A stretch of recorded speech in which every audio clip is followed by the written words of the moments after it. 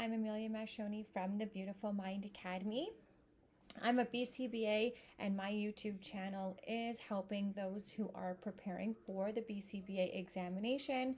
I do talk about the 5th edition task list thoroughly, and I try my best to provide examples and quiz you guys.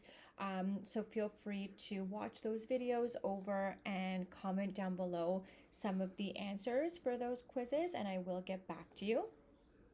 Along with my YouTube channel, I do have the Beautiful Mind Academy, which is a tutoring service. So if you are interested in having one-to-one or group sessions, feel free to reach out to me. My email, my phone number, and my website are all on the screen. So for today's lesson, we're going to be talking about B-11 on discrimination, generalization, and maintenance, and knowing the difference between the three.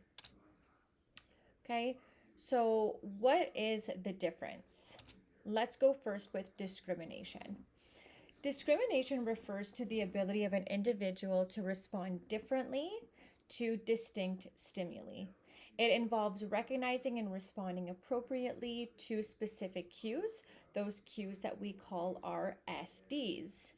So, for example, a child learning to distinguish between the letter A and the letter B is demonstrating discrimination skills. Okay, so being able to pick up on those SDs and knowing that the letter A is the letter A and the letter B is the letter B, and not getting the two mixed up.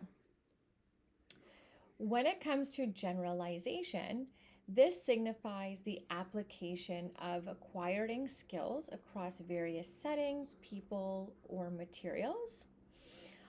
So for example, if a child learns to tie their shoes at home and can also do it at school or a friend's house, generalization has occurred. So we are taking these skills that we learn, and we actually program for generalization. So when you are writing programs, get used to including that generalization and that maintenance phase, because for true mastery, we want to ensure that that generalization does happen. So generalization means that once we start mastering targets and mastering skills, we can now see it in new settings. And how do we know? We can ask parents, ask teachers in the school setting, and we can ask those who are close with that child if they have that skill or not. And generalization is also the best when you start involving everybody within your programs. Let's now talk about maintenance. Maintenance refers to the sustained performance of a behavior over time after the intervention or training has been completed. For example, if a child consistently uses polite language even after the social skills program ended, maintenance has been achieved.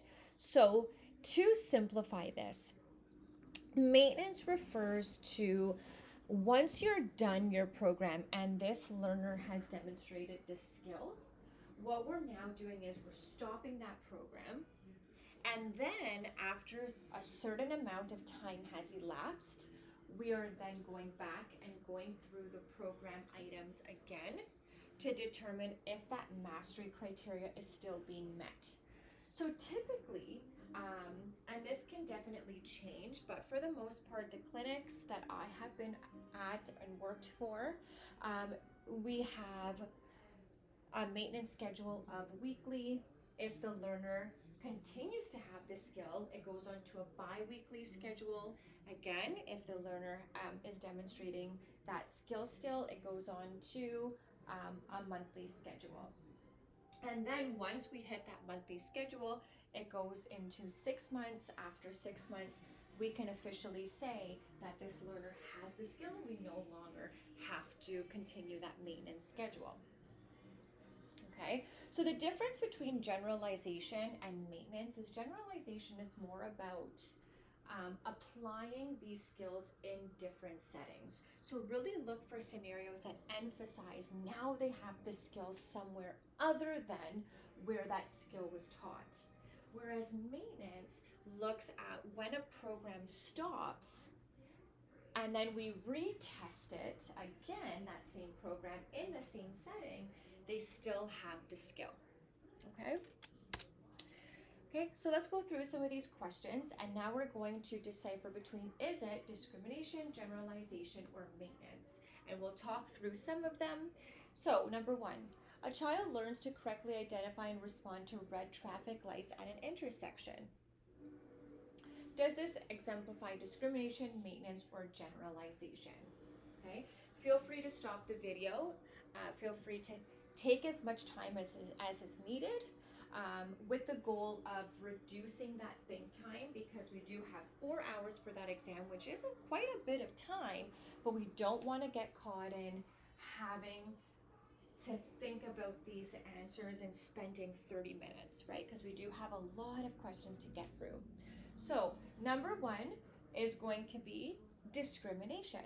In this case, this child is learning that red means stop, which means green means go. And eventually you're going to see that discrimination if he's able or she's able to correctly state that or choose those lights, okay? This question doesn't have a maintenance schedule, and it doesn't have generalization embedded in it, because nowhere in this scenario are we talking about this skill being generalized across different settings. We don't even know where this program is taking place. And likewise, we don't have a maintenance schedule because, again, we don't have a program in place that's saying we're stopping this program and then starting it after again.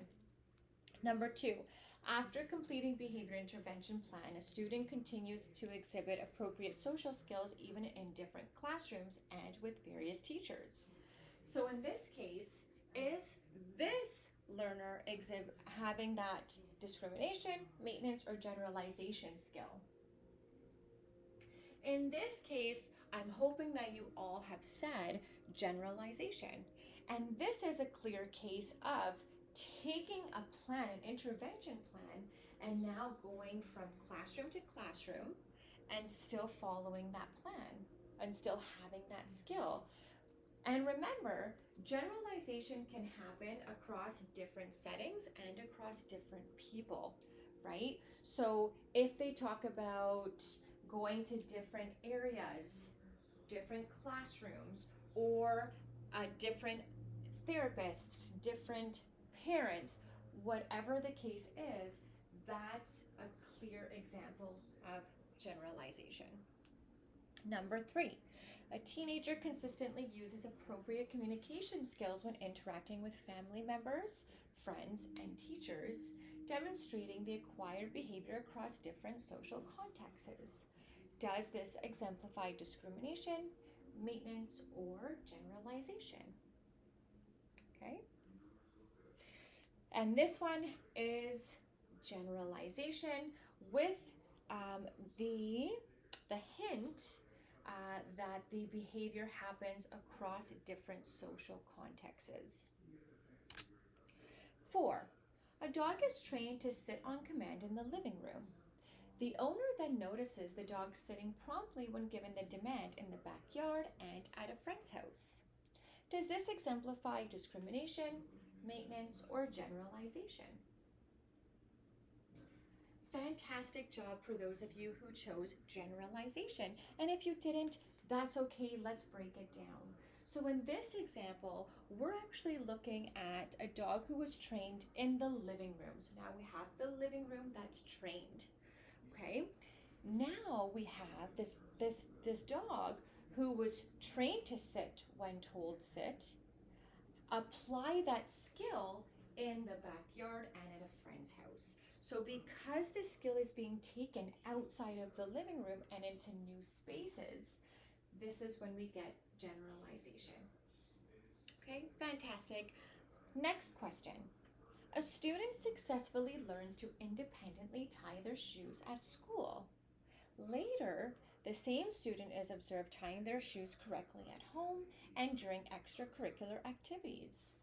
Does this exemplify discrimination, maintenance, or generalization? Great. This is another example of generalization.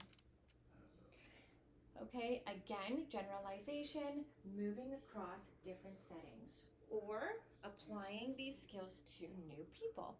Number 6, after participating in a time management program, a student consistently maintains punctuality in attending class throughout the school year without additional prompts or reinforcements. Does this exemplify discrimination, maintenance, or generalization? Great. This one is actually exemplifying maintenance. So let's see what happened. So this participant, or this student, sorry, is working on time management.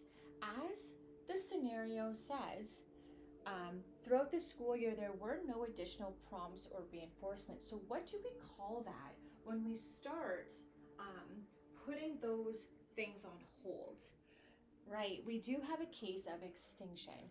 So because it's extinction, we're no longer prompting or reinforcing, which means we're no longer teaching that skill. So if we're no longer teaching that skill, but we're continuing to see this skill happen, we can call that maintenance.